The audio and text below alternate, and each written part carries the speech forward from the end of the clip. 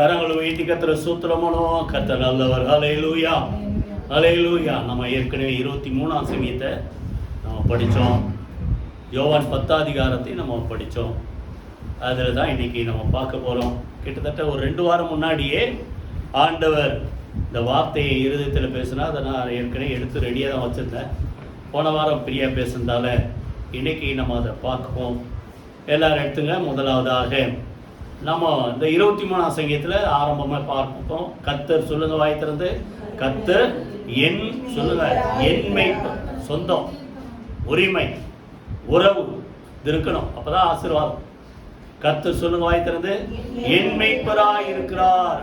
அப்போதான் நான் தாழ்ச்சி அடையுமா. அவர் மேய்ப்பர். அவரை பின்னால பின்பற்றி செல்கிற ஆடுகளாக இருந்தால் 100ஆம் சங்கீதத்தில் கூட நாம் அவர் ஜனங்கள், அவருடைய மேய்ச்சலின் ஆடுகள், அவர் கைக்குள்ளான ஆடுகள். அப்படி இருந்தால் கர்த்தர் குறைவில்லாமல் நம்மை நடத்துவார். அந்த சங்கீதம் முடிக்கும் போது ஜீவனுள்ள நாளெல்லாம் சொல்லுங்க, நன்மையும் கிருபையும் என்னை தொடரும். மேய்ப்பன் பின்பற்றி ஆடு ஃபாலோ பண்ணா, அப்போ நம்ம அவர் பின்னால ஃபாலோ பண்ணா ரெகுலரா, ஒழுங்கா, உத்தவமா, கீழ்ப்படிந்து, அப்போ நம்ம பின்னால நம்மை பின்பற்றி எது வரும் சொல்லுங்க, நன்மையும் கிருபையும் நம்மை பின்பற்றி வரும். அதான் முதல்ல மத்தேயு 6:33 ஆண்டவர் சொல்லிட்டார், முதலாவது தேவனுடைய ராஜ்யத்தை அவருடைய நீதியை தேடுங்கள், அப்பொழுது இவைகள் உங்களுக்கு கூட கொடுக்க. நீங்க ஆண்டவரை ஃபாலோ பண்ணி அவரே தேடிட்டே தான் உங்க பின்னால உங்களை தேடி அதெல்லாம் வரும். நீங்க அதை தேடி போனா நம்ம தேடிட்டே ஓடிட்டே இருக்க வேண்டியதுதான். புரியுதா? குறைவில்லாமல் நம்ம நடத்த வல்லவர். 23ஆம் சங்கீதத்தை நல்ல நிதானமா நம்ம பார்த்தோம்.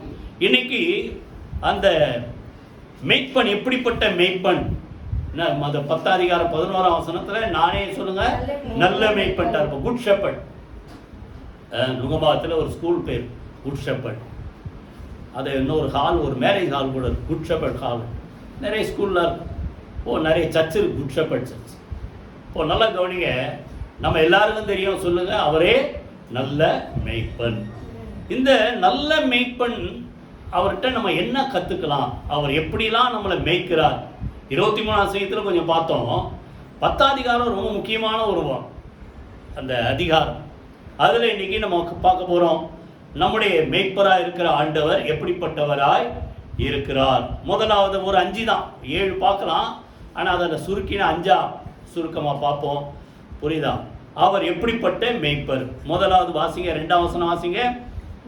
வாசல் வழியாய் பிரவேசிக்கிறவனோ ஆடுகளின் மேய்ப்பனாய் இருக்கிறான். அப்ப நல்லா கவனிங்க. இந்த மேய்ப்பர் கர்த்தர் நல்ல மேய்ப்பர். எப்படி பிரவேசிக்கிறார் சொல்லுங்க, வாசல் வழியா பிரவேசிக்கிறார். ஆனா அடுத்தவன் அவன் கள்ளன், கொள்ளைக்காரன். எப்படி வரான் அவன் பிரவேசிக்கிறதுல? 1ஆம் வசனத்துல என்ன சொல்றாரு, அவன் ஆட்டு தொழுவத்துக்குள் வாசல் வழியாய் பிரவேசியாமல் வேறு வழியா ஏறுகிறான். அப்படின்னு அர்த்தம், திட்டுத்தனமா ஏறி வரான். பிரவேசிக்கிறதுன்னு அர்த்தம், உரிமையோட வாசலை திறந்தா உரிமையோட வரத பிரவேசிக்கிறது. யோவான் 10ஆம் அதிகாரம். புரியுதா? அப்போ அவன் யாரு? கள்ளன், திருடன், கொள்ளைக்காரன், கொலைகாரன், நிறைய இருக்கு. சாத்தான் எப்படி இருக்கிறான்? வாசல் வழியா பிரவேசிக்க மாட்டான். என்ன செய்யறான்? வேறு வழியா என்ன செய்யறான் சொல்லுங்க, ஏறி வருகிறவன் தான் யாராம்? கள்ளனும் கொள்ளைக்காரனுமாய் இருக்கு. அப்போ நல்லா கவனிங்க. நம்முடைய ஆண்டவர் வாசல் வழியா பிரவேசிக்கிறார். சொல்லுங்க, அப்படின்னா என்ன அர்த்தம்? நம்ம வாசலை திறந்தாதான் பிரவேசிக்கும். அதான் முக்கியம் இல்ல? வாசல்களே உங்கள் தலைகளை உயர்த்துங்கள், அநாதி கதவுகளே உயருங்கள், மகிமையின் ராஜா உட்பிரவேசிப்பார். அப்போ அவர் உள்ள வரணும்னா நம்ம திறக்கணும். உரிமையோட வருவார், அன்போடு வருவார், சொந்தமா வருவார், உன்னை தேடி வருவார். ஆனா அவன் அந்த வாசல் வழியா வராம என்ன செய்வான்? வேறு வழியா ஏறி வரான். புரியுதா? அப்போ நல்லா கவனிங்க. இதை புரிஞ்சுக்கணும்னா மத்தேயு 12ஆம் அதிகாரத்துல ஆண்டவர் சொல்றார் ஒரு உவமை. புரியுதா? ஒரு அசுத்தாவி ஒரு மனுஷனை விட்டு விலகி போனதுக்கு அப்புறம் அந்த வீடு, அதாவது மனுஷன் வீடு எல்லாம் ஒண்ணுதான் சொல்றாரு, அது பெருக்கி ஜோடிக்கப்பட்டு வெறுமையா இருந்தால் அது என்ன செய்யுமா சொல்லுங்க, அந்த வார்த்தை இருக்கா, அது இன்னும் வேற 7 அதுக்கு துணை கூட்டு வருமா. கூட்டுக்கிட்டு அந்த ஒரு வார்த்தை இருக்கா, வாசிங்க யாராவது. உட்புகுந்து இருக்கா, அந்த வார்த்தை இருக்கா சொல்லுங்க. அது என்ன செய்யுமா, உட்புகுந்து அந்த மனுஷன் என்ன செய்யும், முன்னிலைமை பார்க்க அந்த மனுஷனுடைய பின்னிலைமை அதிக கேடுள்ளதாய் மாற்றும். அப்போ அசுத்த ஆவி அது என்ன செய்யுது, பிரவேசிக்கிறது இல்லை, அது என்ன செய்யுது, உட்புகு. வித்தியாசம் தெரியுது அவங்களுக்கு. பிரவேசிக்கிறதுனா நேர்மையா, நேர் வழியா, உரிமையா, சொந்தமா வரதான். திருடன் என்ன செய்வான், புரியுதா? இன்னைக்கு பகிரம் பெல் அடிச்சு கொல்லை பண்றவங்களாம் இருக்கிறாங்க. ஆனா பொதுவாகவே திருடன் அர்த்தம் யாரும் தூங்கும்போது திருட்டுத்தனமா வர்றான் திருடன், அதுக்கு தான் அவன் பேரு. ஆனா இவன் எப்படி இருக்கிறான் சொல்லுங்க, உட்புகுந்து. ஆனா ஆண்டவர் அப்படி இல்லை. சொல்லுங்க வாய் திறந்து. அவர் என்ன செய்யறார் சொல்லுங்க, வாசல் வழியாய் பிரவேசிக்கிறார். இந்த அப்போஸ்தலர் நடவடிக்கைகளில் பார்த்தீங்கன்னா பவுலின் கைகளினால விசேஷித்த அற்புதங்கள் செய்தார். 19 அதிகாரத்தில் 11 நீங்க அப்புறம் படிச்சு பாருங்க. இதை மந்திரவாதிகளுடைய பிள்ளைங்க பார்க்குறாங்க. புரியுதா? அவங்க பார்க்குறாங்க பவுல் அந்த அவருடைய சரீரத்திலேருந்து கர்ச்சீஃப் இதை போல அந்த ட்ரெஸ் இதெல்லாம் போட்டால் அசுத்தாவிலாம் ஓடுது, வியாதியெல்லாம் சுகமாகுது. உடனே இவங்க அதை பார்த்துட்டு இந்த இயேசுனால தானே இதெல்லாம் நடக்குது, பவுல் சொல்கிற இயேசுவின் நாமத்தில் நான் சொல்கிறேன்ட்டு அசுத்தாவிட்ட போய் போன்னா அவன் அந்த ஆவி சொல்லுது, உன்னையே அறிவேன். சொல்லுங்க, உன்னை அறிவேன், சாரி இயேசுவை அறிவேன், பவுலை அறிவேன், நீ யார் அப்படின்னு சொல்லிட்டு என்ன செய்தான், பலாத்காரம் பண்ணனால இவங்க என்ன செய்யறாங்க, ஓடி போனார்கள். நிர்வாணியா ஓடி போனான். பண்ணாதா கவனிங்க, தேவனுக்கு நமக்கும் உறவு இருந்தா அசுத்தாவி முதல்ல நமக்குள்ள வராது. நீங்க அவர் பேரை சொன்னா உங்க மூலமா அசுத்தாவிகள் ஓடும். புரியுதா? அது உட்புக என்ன இல்லை, அதுக்கு அதிகாரம் இல்லை. எத்தனை பேர் புரியுது? உட்புக அதுக்கு அதிகாரம் இல்லை. நம்மால் சொல்லுங்க, தேவனால் காக்கப்பட்டவர்கள். கைகளை வைத்து கர்த்தரை ஸ்தோத்திரம் பண்ணுவோமா? அப்போ இவன் உட்புகிறவன், வேறு வழியா ஏறி வருகிறவன். ஆண்டவர் அப்படி இல்லை, நேர் வழியா வருகிறார். அடுத்தது இன்னொரு இடத்துல பார்த்தீங்கன்னா அதுக்கு தான் ஏற்கனவே 24 சொல்லிட்டேன். திறவுங்கள், உயருங்கள், தேவன் மகிமையின் ராஜா என்ன செய்வார், உட்பிரவேசி. இதை தான் ஆண்டவர் சொல்றார். வெளிப்படுத்துற விசேஷம் புரியுதா? அந்த லவோதிக்கேயா சபைக்கு பார்த்து சொல்ற 3:20 வாசல் படியிலிருந்து என்ன செய்யற சொல்லுங்க, கதவை தட்டுகிறேன். ஒருவன் என் சத்தத்தை கேட்டு அதுக்காக இப்போ ஆண்டவர் உங்க கதவை தட்டுற மாதிரி ஒரு போட்டோ வச்சிருப்பாங்க. அது நீங்க என்ன செய்யறீங்க, அந்த ஆண்டவர் அறியாத மக்களுடைய இருதயத்தை தட்டுறாரு. எப்பா நான் இருதயத்தை தங்கணும் தரேன். புரியுது? அவரை வெளியே நிற்க விடாதீங்க. புரியுது? எத்தனை பேர் புரியுது?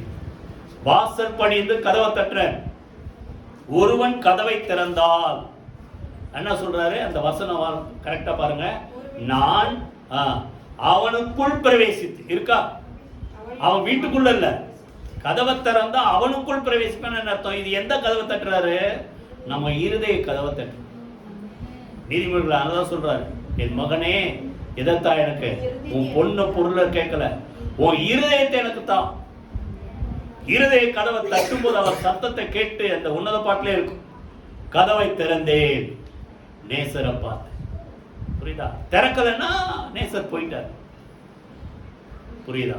கதவை திறந்தால் நான் சொல்லுங்க அவனுக்குள் பிரவேசித்து அவனோடு போஜனம் பண்ணுவேன், அவனும் சொல்லுங்க என்னோடு கூட போஜனம் பண்ணுவான். என்ன ஒரு ரிலேஷன்ஷிப், உறவு.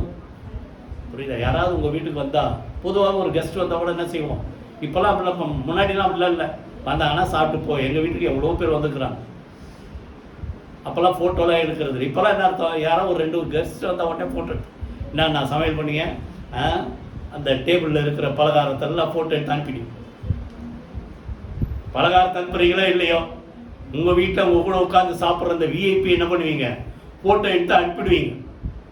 இப்போ இருக்கிறதுல பெரியவர் யாரு சொல்லுங்க, மகிமையின் ராஜா என்ன சொல்றாரு, நீ உன் இருதய கதவை திறந்தா நான் உனக்குள்ள பிரவேசிப்பேன், உன் வீட்டுக்குள்ள பிரவேசிப்பேன், உன் கூட உட்கார்ந்து என்ன செய்வேன், சாப்பிடுவேன். அவன் என்னோடு கூட சொல்லுங்க போஜனம் பண்ணுவான். கையில வைத்து கர்த்தரை ஸ்தோத்திரம் பண்ணுவான்.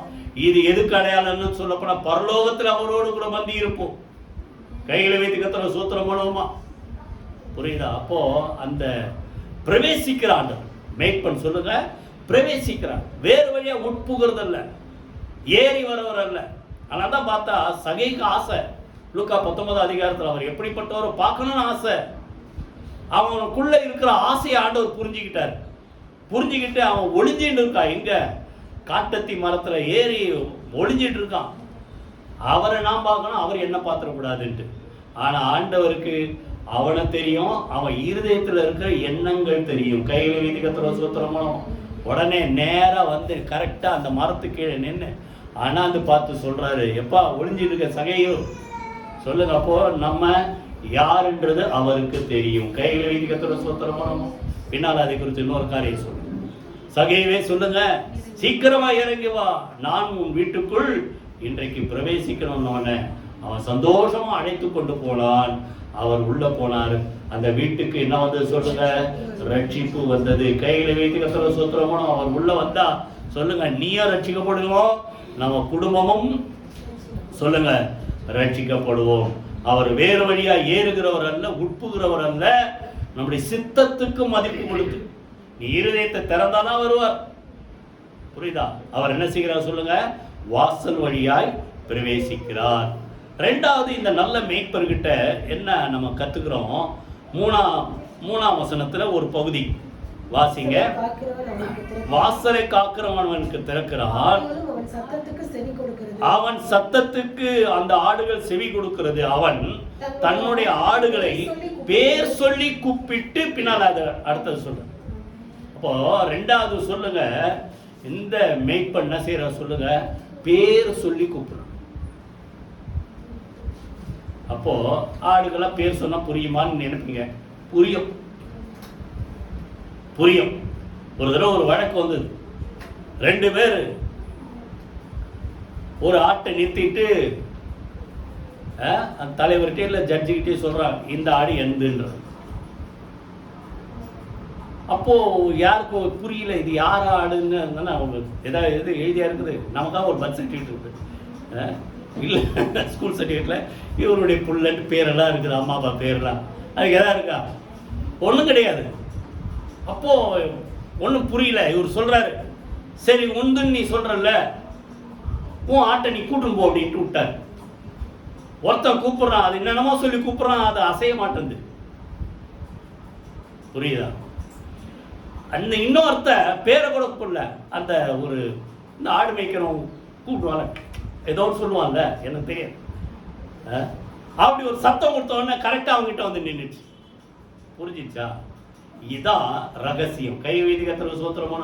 அப்போ நீங்க யாருன்றது சொல்லுங்க, அவருக்கு தெரியும். அவர் யாருன்றது சொல்லுங்க, உங்களுக்கு தெரியும். இதான் நல்ல உரிமை, உறவு. சொல்லுங்க, பெயர் சொல்லி வாயத்தில் சொல்லுங்க, பெயர் சொல்லி அழைக்கிறார். அப்போ ஒரு மேய்ப்பனுக்கு 100 ஆடு இருக்கலாம். அந்த 15 அதிகாரத்தில் சொன்னோம் 100 ஆடு இருந்தது. இன்னும் சொல்ல போனால் ஒரு சில பார்த்தா ஆயிரக்கணக்கான, யோபுக்கு பார்த்தா ஆயிரக்கணக்கான ஆடுகள் மாடுகள். அத்தனை பேருக்கு பேர் வைக்க முடியுமா? ஆனால் ஆண்டவரால் முடியும். அவர் தான் நல்ல மேய்ப்பர். எல்லாத்துக்கும் பேர் சொல்லி கூப்பிடுறாராம். அப்போ நமக்கு நம்ம யாருன்றதை யாருக்கு தெரியும்? ஆண்டவருக்கு தெரியும். உங்க பேர் என்னன்றது தெரியும், நீ எப்படி இருக்கிறீங்கன்றது தெரியும். 147 சங்கீதத்தில் 4ஆம் வசனத்துல போட்டுக்குது, அவர் நட்சத்திரத்தை எல்லாம் செய்யறாரா சொல்லுங்க, பெயர் சொல்லி அழைக்கிறார். யாராலங்க முடியும்? உலகத்துல மனிதர்கள் போல எத்தனையோ கோடி மடங்கு அதிக நட்சத்திரங்கள். அது இது யாரும் இது வரைக்கும் கண்டுபிடிக்க முடியல. அத்தனை மடங்கு நட்சத்திரங்கள் கோடி கோடி கோடியா இருக்குது. ஆனா ஒவ்வொருத்துக்கும் ஒரு பேரை வச்சிருக்கிறார் ஆண்டவர். பெயர் சொல்லி அவைகளை அழைக்கிறார். உங்க வீட்டுல 4 பிள்ளைங்க தான், பெரியவனை கூப்பிடுற முன்னாடி சின்னவன் பேர் சொல்லுவீங்க இல்ல? எங்க அம்மா அப்படித்தான். எங்க அண்ணனை கூப்பிடுறதுக்கு என் பேரை சொல்லுவாங்க, என்ன கூப்பிடுற எங்க அண்ணன் பேரை சொல்லுவாங்க. அவங்க மொத்தம் 8 பிள்ளைங்க. 8க்கே பேரு மறந்துடுது திடீர்னு. இவரு ஆண்டவர் எப்படிப்பட்ட ஞானம் உள்ளவர் பாருங்க. பெயர் சொல்லி அழைக்கிறார். அப்ப நல்ல அர்த்தம், அந்த உரிமை உறவு அந்த மேய்ப்பனுக்கும் சொல்லுங்க நமக்கு நடுல, ஆண்டவருக்கு நமக்கு நடுவுல அப்படிப்பட்ட ஒரு அந்யோன்ய ஐக்கியம், அன்பின் உறவு இருக்கிறதால தான் சொல்லுங்க பெயர் சொல்லி என்ன செய்கிறார் சொல்லுங்க, அழைக்கிறார். கையில வைத்து கத்துற சூத்திரமனோமா ஏசாயால 45 அதிகாரத்துல கோரேசை குறித்து சொல்றேன். நான் உன்னை பெயர் சொல்லி அறிந்து அழைத்து அறிந்திருக்கிறேன். என்ன சொல்றாரு அங்க? உன்னை அழைத்து அறிந்திருக்கிறபடினால் நான் உனக்கு முன்பாக என்ன செய்வேன்? வெண்கல கதவுகளை உடைத்து இருப்பு தாழ்பார்களை முறித்து, சொல்லுங்க, அந்த காலத்தில் உள்ள பொக்கிஷங்களை ஒளிப்படத்துள்ள புதையலை உனக்கு நான் கொடுப்பேன் சொல்லிட்டு சொல்றாரு. நீ என்னை அறியாதிருந்தும் உனக்கு நான் நாமம் தரிப்பித்தேன், நீ என்னுடையவன். கையில வைத்து கர்த்தரை ஸ்தோத்திரம். ஆக்சுவலா கோரேஸ் மேதியா பெர்சியா ராஜா. பறக்கிறதுக்கு எத்தனையோ வருஷங்களுக்கு முன்பாக ஏசாயா மூலமா ஒரு வார்த்தை பேரை சொல்லி சொல்றார். கோரேஸ்ன்ற ஒரு பரப்பான்ட்டு சரித்திரத்தில் இருக்கிற அது வரைக்கும் இருந்தவங்களும் தெரியாது. ஆண்டவர் தெரியும். கோரேஸ்ன்ட்டு ஒருத்தன் வருவான், அவன் ஆலயத்தை கட்டுவான், எருசலேம் நகரத்தை கட்டுறதுக்கு உதவி செய்யப்பட்டனால கவனிங்க, நம்ம பறக்கிறதுக்கு முன்னாடியே நம்ம யாருன்றது சொல்லுங்க வாய் திறந்து. ஆண்டவருக்கு தெரியும். கைகளை வைத்து கர்த்தரை ஸ்தோத்திரம் பண்ணுவோமா? நம்ம எந்த குடும்பத்துல பிறப்போன்றது ஆண்டவர் தெரியும். எந்த சர்ச்சில் நீங்க உட்கார்ந்து இன்னைக்கு இருக்கிறீங்கன்றது சொல்லுங்க வாய் திறந்து. அவருக்கு தெரியும். கைகளை வைத்து கர்த்தரை ஸ்தோத்திரம் பண்ணுவோமா? அதை கோரேசை கொடுத்து சொல். பெயர் சொல்லி அழைத்தேன், நீ என்னை அறியாதிருந்து உனக்கு நான் நாமத்தை தரிப்பித்த. அப்படி இருக்கும்போது இன்னைக்கு அவரால் அழைக்கப்பட்டு அவர் பின்னால பின்பற்றி வந்த ஒரு நல்ல ஆடுகளாகி இல்லைன்னா அவர் ஜனங்களாகி உங்களை அவர் என்னைக்காவது மறப்பாரா? கையில வைத்து கர்த்தரை ஸ்தோத்திரம் பண்ணுவோமா? பெயர் சொல்லி சொல்லுங்க. அழைத்து அறிந்திருக்கிற உரிமையோடு கூப்பிடுறோம், அன்போடு கூப்பிடுறோம். அதாவது சொல்ற, தாயே மறந்தாலும் நான் உன்னை மறக்க மாட்டேன், ஏன்னா என் உள்ளங்கையிலே உன்னை வரைந்திருக்கிறேன். உன் மதில்கள் சொல்லுங்க வாய் திறந்து எப்போதும் எனக்கு முன்பாக இருக்கு. அப்ப பேர் சொல்லி கூப்பிடுறாருன்னா அதுல என்ன நம்ம அறிந்து கொள்ளணும்? அவருக்கு நமக்கு நடுவுல ஒரு அருமையான உறவு இருக்கு, அன்பின் சொல்லுங்க ஐக்கியம் இருக்குது. அவர் ஒருபோதும் நம்மளை மறக்காதனால பேர் சொல்லி கூப்பிடுறாரு. கையில வைத்து கர்த்தரை ஸ்தோத்திரம் பண்ணுமா? உங்க பேர் சொல்லி என்னைக்காவது ஆண்டவர் கூப்பிட்டுருக்கிறது நீங்க அந்த ஒரு அனுபவம் இருக்குதா? நல்லா ஜெபம் பண்ணுங்க, கூப்பிடுவார். புரியுதா? நான் எத்தனையோ தடவை நான் கேட்டேன், பேரை சொல்லி ஆண்டவர் கூப்பிடுவார். புரியுதா? கைகள் வைத்து கர்த்தரை ஸ்தோத்திரம். பெயர் சொல்லி சொல்லுங்க. ரெண்டாவது, பெயர் சொல்லி அழைக்கிற நல்ல மேய்ப்பன். மூணாவது, அதே 3ஆம் வசனத்துல பின்பகுதி, அவைகளை வெளியே நடத்தி கொண்டு போகிறான். கைகளை வைத்து கர்த்தரை ஸ்தோத்திரம் பண்ணுவோமா? அப்போ மூணாவது சொல்லுங்க. முதல்ல என்ன பார்த்தோம்? வாசல் வழியா பிரவேசி, அந்நியர் அல்ல, உரிமையோட வரவர். ரெண்டாவது, பெயர் சொல்லி அழைத்து அறிந்திருக்கிறோம். பின்னால் தான் அதான் சொல்றார், என் நாடுகளை நான் அறிந்திருக்கிறேன், அவைகள் என்னால் அறியப்பட்டிருக்கிறது. இதெல்லாம் பின்னால் அந்த யோவான்ல நம்ம படிச்ச ஏற்கனவே. சரியா? இப்போ இங்க என்ன சொல்றாரு? அடுத்தது, வெளியே அழைத்து கொண்டு அவைகளை நடத்தி கொண்டு போகிறான். மூணாவது, நம்மை நடத்துகிற மேய்ப்பன். கைகளை வைத்து கர்த்தரை ஸ்தோத்திரம் பண்ணுவோம். வெளியே என்ன செய்யற சொல்லுங்க? நடத்தி கொண்டு போகிறான். பாத்தீங்கன்னா அந்த வெளியே அவர் சொல்றபடி நம்ம நடந்து போனா எத்தனை பேர் புரியுது? நம்ம மேய்ச்சலை கண்டடைவோம். கைகளை வைத்து கர்த்தரை ஸ்தோத்திரம். அவைகள் உள்ளும் புறம்பும் சென்று நல்ல மேய்ச்சலை கண்டடை. 9ஆம் வசனம், அவர்தான் வாசல். அடுத்து சொல்றாரு 23ஆம் சங்கீதத்தில் நம்ம ஏற்கனவே படிச்சிட்டோம். எங்கெங்கெல்லாம் நடத்துறாரு சொல்லுங்க? புல்லுள்ள, படிச்சோமா? புல்லுள்ள இடங்கள், செழிப்பு, குறைவில்லாமல் போஷிப்பு. ரெண்டாவது சொல்லுங்க, அமர்ந்த தண்ணீர், குழப்பப்பட்ட தண்ணீர் இல்லை. எசேக்கியேல் 34ஆம் அதிகாரத்தில் அந்த ஆடு என்ன பண்ணுவான்? காலை குடிச்சு எல்லாம் முடிச்சதுக்கு அவர் மொல்ல உதைக்காது. குடிச்சு முடிச்சதுக்கு அப்புறம் காலை உதைச்சி குட்டையை குழப்பிட்டு போயிடும். யாரும் குடிக்கூடாது. நம்ம மேய்ப்பர் அப்படிப்பட்டவர் அல்ல. சொல்லுங்க, குழம்பின குட்டையில கொண்டு போய் நிறுத்த மாட்டார். சொல்லுங்க வாய் திறந்து. அமர்ந்து சொல்லுங்களேன், அமர்ந்த தண்ணீர். வாழ்க்கையில செழிப்பே தருவார். சொல்லுங்க, சமாதானத்தையும் தருவார். மூணாவது, நீதியின் பாதையில நடத்துகிறார். அப்போ நேர் வழியில நடத்தி அவருடைய ராஜ்யத்தில் கொண்டு போய் சேர்க்கிறார். இப்படிலாம் நடத்துறார். வெளியே நம்மை சொல்லுங்க, நம்மளை நடத்தி கொண்டு போகிற மேய்ப்பன். கைகளை வைத்து கர்த்தரை ஸ்தோத்திரம் பண்ணுவோமா? புரியுதா? அப்ப நீதியின் பாதையில் நடத்துறார். அடுத்த அனுபவம், மரண இருளின் பள்ளத்தாக்கில் நடந்தாலும் அதையும் கற்றுக் கொடுக்கிறார். அதுக்காக டெய்லி நான் ஏற்கனவே சொல்லிட்டேன், டெய்லி அப்படியே ஒரே பாடு, கண்ணீர், கவலை, வேதனை அப்படி இல்லை. நடக்க நேர்ந்தாலும் சொல்லுங்க வாய் திறந்து, நடக்க நேர்ந்தாலும் நான் பயப்பட மாட்டேன். ஏன் தெரியுமா? கர்த்தர் எனக்கு முன்பாக போகிறார், என்னை நடத்தி கொண்டு போகிறார். கைகளை வைத்து கர்த்தர் சோத்திரம் பண்ணுவோமா? அவைகளை சொல்லுங்க, வாயை திறந்து வெளியே சொல்லுங்க. நடத்தி கொண்டு போகிற நல்ல மேய்ப்பன். எபேசியர்ல பாத்தீங்கன்னா அங்க 23ஆம் சங்கீதத்துல செழிப்புள்ள இடத்துல, புல்லுள்ள இடத்துல கொண்டு போய் சேர்க்கிறார். இப்ப சர்ச்சுக்குள்ள நம்ம வந்து இருக்கிறோம். இந்த சபையை கர்த்தர் எப்படி போஷிக்கிறாரா சொல்லுங்க. கர்த்தர் சபையை எப்படி போஷிக்கிறார்? போஷித்து காப்பாற்றுகிறார். அது எதுக்கு சொல்றாருன்னா, ஒவ்வொரு புருஷனும் தன்னுடைய மனைவி என்ன செய்யணும்? போஷித்து காப்பாற்றணும். எப்படி? உதாரணம் சொல்றார்.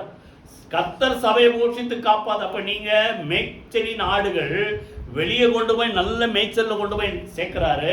நல்ல செழிப்பான ஆகாரத்தை கொடுக்கிறார். நல்ல அந்த போஷாக்குள்ள ஆகாரத்தை கொடுக்கிறாரு.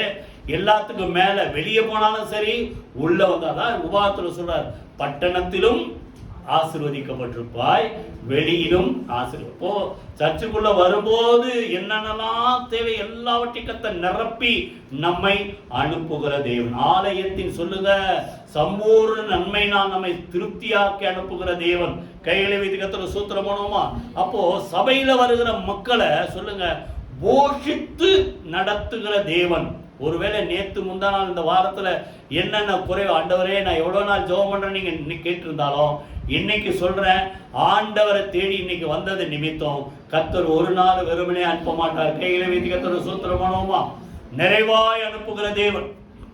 புரியுதா? அப்ப நல்லா கவனிங்க. செழிப்பான இடத்துல நடத்துறார். மரண இருள நடத்தாலும் பயப்படாதபடிக்கு பத்திரமா நடத்துறார். இன்னொரு சங்கீதத்தில் இருக்கும், அவர்கள் பயப்படாதபடிக்கு எப்படி நடத்த 104 தெரியல ஞாபகம். புரியுதா? பத்திரமா நடத்துறார். அடுத்தது இன்னொரு வசனம் வாசிங்க. ஏசாயா 40ஆம் அதிகாரம் 11. யாராவது வாசிங்க. ஏசாயா 40ஆம் அதிகாரம் 11ஆம் வசனம் வாசிங்க. மேய்ப்பனை போல தம்முடைய மந்தையை மேய்ப்பார். ஆட்டுக்குட்டிகளை புயத்தினால் சேர்த்து மடியிலே சுமந்து கரவல ஆடுகளை மெதுவா. எப்படி பாருங்க, குட்டியை எப்படி நடத்துறாரு? மடியில சுமந்து. கரவல ஆடுகளை மடியில சுமக்க முடியாது, ஏற்கனவே அதுவே வெயிட்டு உள்ள குட்டிங்க. அதான் கரவல ஆடு. புரியுது? அப்ப நல்லா கவனிங்க. அப்படிப்பட்ட ஆடுகளை என்ன செய்யறாரு சொல்லுங்க? மெதுவா நடத்த. அப்ப நல்லா கவனிங்க. உங்க சூழ்நிலையில எந்த நேரத்துல, எத்தனை பேர் புரியுது? எந்த நேரத்துல எப்படி நடத்தணும்ன்றது அவருக்கு தெரியும். ஆனா நம்ம தான் என்ன பண்றது? அப்படி செய்ய வேண்டியதை இன்னொரு சூழ்நிலை செஞ்சிடறோம். அன்னைக்கு அப்படி செஞ்சோம், இன்னைக்கு இப்படி செய்வோம், தப்பா முடியும். எத்தனை பேர் புரியுது? எந்த சூழ்நிலையில நம்ம எப்படி நடத்தணும்ன்றது யாருக்கு தெரியும் சொல்லுங்க? ஆண்டவருக்கு தெரியும். அப்போ புரியுதா? மெதுவா நடத்த வேண்டிய நேரத்துல மெதுவா நடத்துவார், விரைவா நடத்த வேண்டிய நேரத்துல விரைவா நடத்துவார். நடக்கவே முடியல, சுமக்கணும் அப்படின்னா சுமக்க வேண்டிய நேரத்துல சுமந்து கொண்டு நடத்தி செல்கிறவர். கைகளை வைத்து கர்த்தர் சூத்திரமா. இது புரியணும்னா நீங்க அப்புறம் வீட்டுல போய் வாசிங்க. ஒரு சம்பவம். ஏசா வந்து யாக்கோவை தேடி வர்றார்.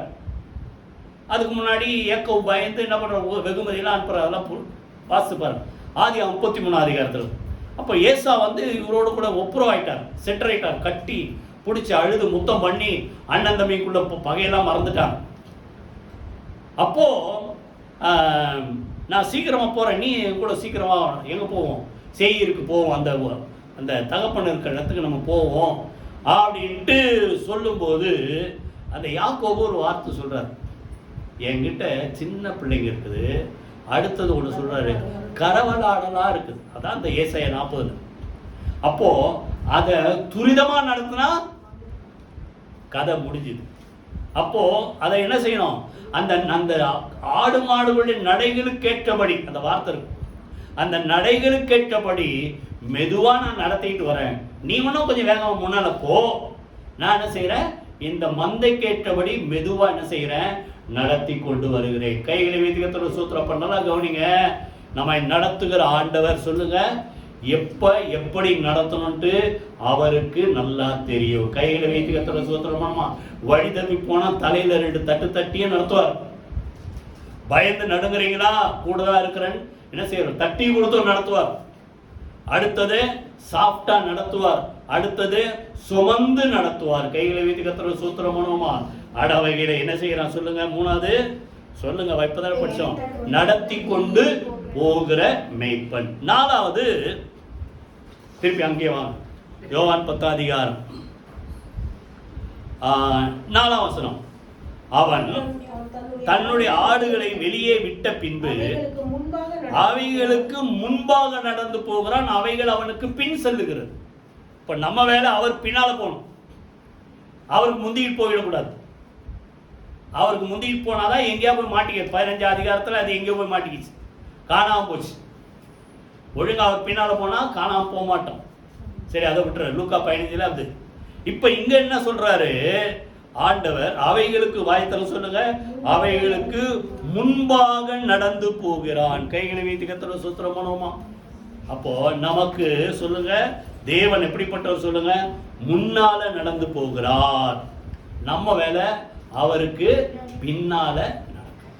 5ஆம் வசனத்தை சொல்றாரு, அந்நியருடைய சத்தத்தை அறியாதபடியினால் அவைகள் அந்நியனுக்கு பின் செல்லாமல் அவனை விட்டு ஓடி போயிடும். மேய்ப்பன் முன்னால நடந்து போறாரு, நம்ம என்ன செய்யணும் சொல்லுங்க? அவைகள் அவருக்கு பின்னால நடக்கணும். அப்போ நல்லா கவனிங்க. அப்போ இந்த ஆடுகள் மேய்ப்பன் முன்னால போகும்போது, அவரை ஃபாலோ பண்ணி போகும்போது ஏதாவது ஆபத்து வருது. யாருக்கு பாதிப்பு முதல்ல வரும் சொல்லுங்க? இப்பதானே சொன்னோம், அவர் முன்னால போறாருங்க, ஏதோ ஒன்று வருது. யாருக்கு பாதிப்பு முதல்ல?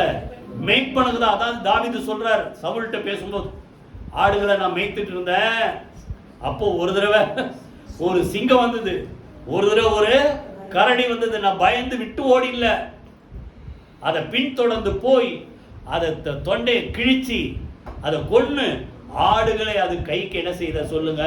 தப்பு வித்த. அப்போ ஆபத்து வரும்போது முதல்ல பாதிக்கப்படுறது யார் சொல்லுங்க? மேய்ப்பன். கையில வைத்து கர்த்தர் சொல்லதான் சொல்றாரு, நல்ல மேய்ப்பன் பின்னால தன் ஆடுகளுக்காக ஜீவனை கொடுத்து. புரியுதா? அப்போ முன் செல்லுகிறவர் சொல்லுங்க, பாதுகாக்கிற மேய்ப்பன். கையில வைத்து கர்த்தர் சொல்றதான், மரண இருளின் பள்ளத்தாக்கு கடந்தாலும் பொல்லாப்புக்கு பயப்படேன், தேவரீர் என்னோடு கூட இருக்கிறார். முன்னால போயிட்டே இருக்கிறார். மது சொல்லுங்க, கோலும் மது தடியும் என்னை தேட்டும். அதான் நான் ஏற்கனவே சொன்னேன். தடி என்ன பண்ணுது? அவரு ஆபத்து வந்தா துஷ்ட மிருகங்களை அடிச்சு இந்த மேய்ப்பன் ஆடுகளை என்ன செய்யறார்? காப்பாற்ற. 2வது, ஈவினிங் ஆயிடுச்சு, அந்த தொழுத்துக்கு போறதுக்கு லேட் ஆச்சுன்னா அந்த மேய்ப்பன் என்ன பண்ணுவார்? தடியை வச்சு என்ன பண்ணுவாரு? தட்டிக்கிட்டே போவார். ஒருவேளை மேடு பள்ளங்கள் இருக்கும் அந்த தேசத்துல, புரியுதா? மேய்ப்பனுடைய கோல் பின்னால மாட்டியிருப்பார். அப்போ இதுங்க, அவர் மேய்ப்பனுடைய தலை தெரியலன்னு கூட அந்த என்ன செய்யும்? அந்த கோலை ஃபாலோ பண்ணிட்டே போகும். 2வது, பார்க்க முடியல, தட்டிக்கிட்டே போகும்போது அந்த தட்டுற சத்தம் அதுங்களுக்கு தான் தெரியும். அது அதான் நான் ஏற்கனவே சொன்னேன், ஆடை யாருது சொந்தம்னு கண்டுபிடிக்கிறது அவன் 2 வாய்ஸ் கொடுத்தா பாருங்க. அதை போல இந்த மேய்ப்பன் எப்படி தட்டுவார்ட்டு அந்த மந்தையில் இருக்க ஆட்டுக்கு நல்லாவே தெரியும். புரியுதா? அவைகளுக்கு சொல்லுங்க முன்பாக என்ன செய்கிறான் சொல்லுங்க? நடந்து போகிற. அப்போ நல்லா கவனிங்க, இந்த ஆடுங்க எந்த சூழ்நிலை பயப்படாதபடிக்கு அந்த சூழ்நிலைக்கேற்றபடி நடத்தி கொண்டு போகிற மேய்ப்பன். கைகளை வைத்து கர்த்தரை ஸ்தோத்திரம் பண்ணுமா? அவர் முன்னால போற வரைக்கும் நமக்கு ஒரு ஆபத்து கிடையாது. கைகளை வைத்து கர்த்தரை ஸ்தோத்திரம் பண்ணுமா? ஏன்னா கர்த்தர் என்ன செய்யற சொல்லுங்க? அந்த அருமையான யாத்ராகம் 33 அதிகாரம் 32 அதிகாரத்துல இவங்க பண்ண என்னது? கோளாறு கண்ணுக்குட்டியை செஞ்சு இதான் எங்களை எங்கன்னு கொண்டு வந்தது, எகிப்திலிருந்து கொண்டு வந்ததுட்டு இன்னொன்னு ஆண்டவர் கோபம், வணங்கா கழுத்துள்ள ஜனங்க போட்டு அழிச்சிட போறேன் அப்படின்ட்டு சொல்லும்போது, இந்த மக்கள் பண்ற அக்கிரமத்தெல்லாம் பார்க்கும்போது என் கோபம் எரியுது. ஆனால இவங்க கூட போனா இவங்க பண்ற கூத்துல எனக்கு கோபம் இவங்களை அழிக்காதபடிக்கு நான் வரமாட்டேன். என்ன பண்றேன்? இதெல்லாம் படிச்சு பாருங்க. 33 அதிகாரத்தில் சொல்றாரு, யாத்ராமத்தில் தூதனை அனுப்புறேன் அப்படின்றாரு. மோசே சொல்றாரு, ஆண்டவரே எங்களுக்கு யார் தேவையில்லை, தூதர் தேவையில்லை, யார் வேணும் சொல்லுங்க? நீங்க தான் எங்களுக்கு வரணும். கைகளை வைத்து கர்த்தரை ஸ்தோத்திரம் பண்ணணும். நீங்க தான் வரணும். நீங்க வரலன்னா எங்களை இந்த இடத்துல இருந்து என்ன செய்யாதீங்க? கொண்டு போகாதீங்க. அப்படின்னு அர்த்தம், நீங்க தான் எங்களுக்கு முன்பாக செல்ல வேண்டும். வீட்டுல இருந்து கிளம்பி வந்தீங்க, எத்தனை பேர் ஜெபம் பண்ணி ஆண்டவரே எனக்கு முன்பாக நீங்கள் வரணும், உங்கள் பின்னால் கரெக்டாக நான் போய் சேர. புரியுதா? அது அப்போ தான் சொல்கிறார், என் சமூகம் உனக்கு முன்பாக செல்லும், நான் உனக்கு சொல்லுங்க இளைப்பாறுதல் தருவேன். அதை சொல்லிட்டு அப்போ மோசே திருப்பி சொல்கிறாரு, நாங்களாம் விசேஷமான ஜனம்ன்ற எதனால தெரியும்? நீர் எங்களோடு கூட வருவதினால் அல்லவா. அப்போ நீங்க விசேஷமான மக்கள்ன்றது எப்படி தெரியும்? உங்க கூட ஆண்டவர் கடந்து வருகிறார். கையில வீதிகத்தோட சுத்திரமானோமா. அந்த யாக்கோபு இன்னொரு இடத்துல சொல்றார், நான் கடந்து வந்த பாதையில் எல்லாம் என்னை காப்பாற்றி வந்த தேவன். கையில வீதிகத்தோட சுத்திரமானோமா. முன்பாக கடந்து வருகிறவர். எந்த சூழ்நிலையிலும் சொல்லுங்க நம்மளை பாதுகாக்கிற தேவன். புரியுதா? அந்த கோரேசை குறித்து சொல்றாருல, பேரை சொல்லி அறிந்தேன்ட்டு சொல்றாரு, நான் உனக்கு முன்னே போய் என்ன செய்வேன்? கோணலானவர்களை செவ்வையாங்க. அப்ப முன்னால போற ஆண்டவர் உங்களுக்கு முன்னாடி வழி சரியில்லைன்னா என்ன பண்றாரு? அவர் கிளியர் பண்ணிக்கிட்டே போறார். நீங்க பாத்தீங்கன்னா பெரிய பெரிய ஆட்கள், பிரசிடென்ட், பெரிய பெரிய ஆட்கள்லாம் வராங்க, ஒரு ஃபாரினர்லாம் யாராவது வராங்கன்னா முன்னால என்ன பண்ணுவாங்க? அவங்க வர்றதுக்கு முன்னாடி குரூப்பா போவோம். ஒரு பாதுகாப்பு வீரர் அவன் என்ன பண்ணுவாங்க? ரோட்லாம் கிளியரா இருக்குதா அங்கங்க எல்லாம் பார்த்துக்கிட்டே போவாங்க. அதை போல நீங்க கடந்து போவதற்கு உங்களுக்கு எதுவும் புரியுதா இடையூறு வராதபடிக்கு ஆண்டவர் கடந்து வந்து என்ன செய்யற? வழிகளை செவ்வையாக்குறார். மூணாவது மீகால சொல்றாரு, தடைகளை உடைக்கிறவர் சொல்லுங்க உங்களுக்கு முன்பாக செல்லுகிறார். கைகளை வீதிகத்தோட சூத்திரம். வாழ்க்கையில முன்னேறுவதற்கு தடையா இருக்க என்னென்ன தடை இருந்தாலும் முன் செல்லுகிற ஆண்டவர். புரியுதா? உங்களுக்கு எந்த பாதிப்பு வராதபடி அவர் மேய்ப்பன் செய்யறார் சொல்லுங்க, முன் செல்லுகிற மேய்ப்பன். கடைசியா ஒண்ணு பார்ப்போம், 11ஆம் வசனம் வாசிங்க. 11. நானே நல்ல மேய்ப்பன், நல்ல மேய்ப்பன் ஆடுகளுக்காக சொல்லுங்க. இதுக்கு மேல ஒன்னும் சொல்ல தேவையில்லை. உயிரே கொடுப்பார். உயிரே சொல்லுங்க, உயிரே கொடுப்பாருன்னா வேற என்ன வேணும்? இதான் ரோமர் 8:32. சொந்த குமாரன் என்று பாராமல் நம்ம எல்லாருக்காக அவரையே கொடுத்தவர், அவரோடு கூட சேர்ந்து மற்ற எல்லாவற்றையும் நமக்கு அருளாதிருப்பது எப்படி?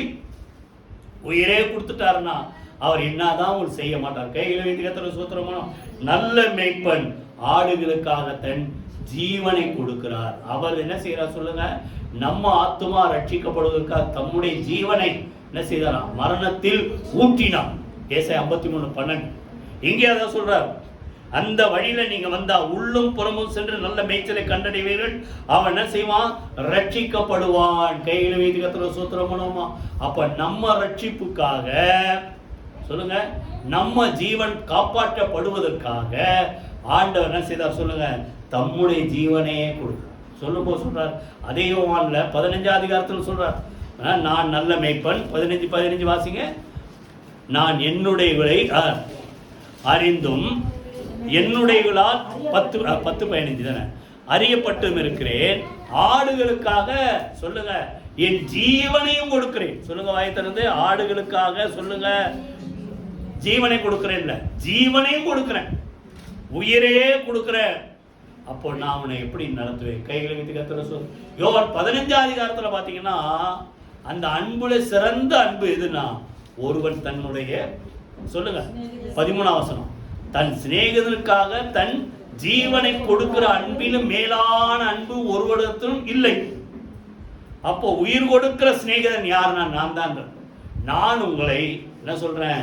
சிநேகிதர் என்று சொல்லுகிறேன். கைகளை வைத்து சொல்றேன். நல்ல மேய்ப்பன் என்ன செய்யற சொல்லுங்க? உயிரை கொடுத்து காப்பாற்றுகிறவர். இன்னும் சொல்லப்பட அன்புக்கு அர்த்தமே அங்கதான், சிலுவையில தான் வெளிப்பட்டு. யோவான் 3:16 பிதாவுடைய அன்பு. இவ்வளவாய் உலகத்தில் அன்பு கூறுது அவரை கொடுத்து. 1 யோவான் 3:16 இயேசுடைய அன்பு. அவர் நமக்காக தம்முடைய ஜீவனை கொடுத்ததினாலே சொல்லுங்க அன்புக்குன்னா அர்த்தம், மீனிங். அன்பு இன்னதென்று நாம் அறிந்திருக்கிறோம். கைகளை வைத்து கத்துற சூத்திரம் போனோமா? இப்போ ஆண்டவர் சொல்றாரு, நமக்காக சபைக்காக அன்பு கூர்ந்து மாசற்றவர்களாக பிழையற்றவர்களாக கரைதிரை ஒன்றும் இல்லாமல் மகிமையுள்ள சபையா நம்மளை கொண்டு போய் அங்க நிறுத்துவதற்காக இந்த சபையில் இருக்கிற நமக்காக தம்முடைய ஜீவனையே கொடுத்து அன்பு கூர்ந்தார். கைகளை வைத்து கத்துற சூத்திரமானமா? ரோமர்ல இதை பார்த்தீங்கன்னா ரொம்ப ஈஸியா சொல்றார்.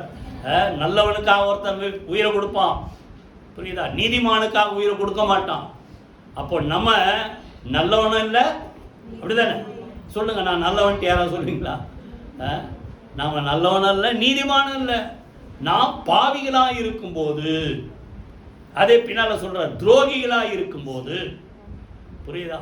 அப்படி இருக்கும்போது ஆண்டவர் நமக்காக ஜீவனை கொடுத்ததினால்தான் அன்புனுடைய அர்த்தம் அங்கே சொல்லுங்க வெளிப்பட்டது. கைகளை வைத்து கத்திர சூத்திரமா எல்லாத்துக்கும் மேல முற்றுப்புள்ளி வைக்கிற மாதிரி சொல்றார். உயிரே கொடுக்கிற நல்ல மேய்ப்பன். கைகளை வைத்து கத்திர சூத்திரமானமா எத்தனை பார்த்தோம் சொல்லுங்க? 5. வாயத்தில் சொல்லுங்களேன். முதல்ல சொல்றாரு, சைட்ல வர்றதில்ல, ஏறி வர்றதில்ல, உட்புகிறதில்ல, நேர் வழியா வாசல் வழியா பிரவேசிக்கிறவர். 2வது சொல்லுங்க, நம்மளை பேர் சொல்லி அழைத்து. இதை மறக்காதீங்க. எந்த சூழ்நிலையும் உங்களை மறக்காத ஆண்டவர். நீங்க எப்படி இருக்கிறீங்கன்றது அவருக்கு தெரியும். பேர் சொல்லி அழைக்கிற. 3வது சொல்லுங்க, அவர் என்ன செய்யற? நடத்தி கொண்டு போகிற. எந்த சூழ்நிலையில எப்படி நடத்தணும்ன்றது அவருக்கு நல்லா தெரியும். 4வது முன்னால போறோம். விட்டுட்டு கூலியா என்ன பண்றான்னா முன்னால போக மாட்டான். ஒரு ஆபத்து வந்தா ஆடுகளை அம்போன்னு விட்டுட்டு அவன் உயிர் பழிச்சா போதும். பின்னால சொல்ற 12-13 வசனம் படிச்சு பாரு. உயிர் பழிச்சா போதும், அவன் ஓடி போறான் மந்தையை விட்டுட்டு. ஆனா இவர் சொல்லுங்க, உயிரை கொடுத்து காப்பாற்றுகிறார் நல்ல மேய்ப்பன். கடைசியா பார்த்தோம் சொல்லுங்க, தம்முடைய ஜீவனையே கொடுக்கிறவர். கைகளை வைத்து கத்திர சூத்திரமானோம். எல்லாரும் எழுந்து கத்திர துதிப்போம். இந்த நல்ல மேய்ப்பனுக்காக, அவருடைய ஆடுகளாய் கர்த்தர் நம்மை தெரிந்து கொண்டாரே. அவர் மந்தையில, இந்த சபையில, இந்த தொழுவத்துல கர்த்தர் நம்மை கொண்டு வந்து சேர்த்ததற்காக நம்ம நன்றி செலுத்துவோம். கரங்களை வைத்து அப்படியே எல்லாரும் கத்திர துதிப்போம், கத்திர சூத்திரமானோமா நன்றி செலுத்துவோம். ஹல்லேலூயா. நன்றி தகப்பனே. கர்த்தரே மேய்ப்பரா இருக்கிறார். நான் தாழ்ச்சி அடைவதில்லை. ஆண்டவர் வாசல் வழியா பிரவேசிக்கிற நல்ல மேய்ப்பன். உட்புகந்து பலாத்காரம் பண்ணுகிறவர் அல்ல. எங்களுடைய சுய சித்தத்துக்கு மதிப்பு கொடுத்து நாங்கள் கதவை திறந்தா உள்ள வந்து எங்களோடு கூட ஐக்கியமா அன்பா இருக்கிற நல்ல மேய்ப்பனுக்காக நன்றி செலுத்துறோம். 2வது, எங்களை பெயர் சொல்லி அழைத்து அறிந்திருக்கிறவர். எங்கள் சூழ்நிலை, எந்த சூழ்நிலையிலும் நாங்கள் எப்படி இருக்கிறோம் என்பதை அறிந்திருக்கிற ஆண்டவர். 3வது, நம்மை நடத்தி கொண்டு போகிற, எந்த சூழ்நிலையிலும் கைவிடாமல் கர்த்தர் நம்மை நடத்தி கொண்டு போகிறார். 4வது, நமக்கு முன்பாக கடந்து வந்து நம்மளை பாதுகாக்கிறார். 5வது, நம்முடைய ஜீவனையே கொடுத்து அன்பு கூர்ந்தார். கைகளை வைத்து கத்திர சூத்திரமா நல்ல மேய்ப்பனே உமக்கு நாங்கள் நன்றி செலுத்துறோம்ப்பா. ஒவ்வொரு நாளும் ஆண்டவரே, நீர் எங்களை பெயர் சொல்லி அழைத்து எங்களை கரம் பிடித்து நடத்தி எல்லா சூழ்நிலையிலும் எங்களை விட்டு விலகாதபடி, எங்களை கைவிடாதபடி, எங்களோடு கூட இருந்து போஷித்து பராமரித்து சமாதானத்தை கொடுத்து சந்தோஷத்தை கொடுத்து பாதுகாப்பை கொடுத்து எங்களை வழி நடத்தி வருகிற நல்ல மேய்ப்பன் எங்களோடு கூட இருப்பதற்காக நன்றி செலுத்துகிறோம். இந்த பிள்ளைகளை ஒவ்வொரு நாளும் ஒவ்வொரு சூழ்நிலையிலும் இதுவரைக்கும் 11 மாதங்கள் இன்றைக்கு கடைசி நாள்ல வந்திருக்கிறோம். இதுவரைக்கும் வழி நடத்தி வந்தது போல தொடர்ந்து வரப்போகிற நாட்களுக்கு கர்த்தரபடியாக நடத்துவீராக. நாமத்தை மகிமைப்படுத்துவீராக. இயேசு கிறிஸ்துவின் ஜீவனுள்ள ஜெயமுள்ள நாமத்தில் ஜெபிக்கிறோம் நல்ல பிதாவே. ஆமென், ஆமென். நம்முடைய கர்த்தராகிய இயேசு கிறிஸ்துவின் கிருபை, பிதாவாகிய தேவனுடைய அன்பும் பரிசுத்த ஆவியானவருடைய அந்யோன்ய ஐக்கியம் நம் அனைவரோடு சகல பரிசுத்த அனைவரோடும் ஆண்டவராகிய இயேசு கிறிஸ்து வருகப்பட்டு இருப்பதாக. ஆமென். என் ஆத்துமாவே கர்த்தரை ஸ்தோத்திரி, என் முழு பேருடைய பரிசுத்த நாமத்தை ஸ்தோத்திரி. என் ஆத்துமாவே கர்த்தரை ஸ்தோத்திரி, அவர் செய்த சகல உபகாரங்களை மறவாதே. ஆமென், ஆமென், ஆமென்.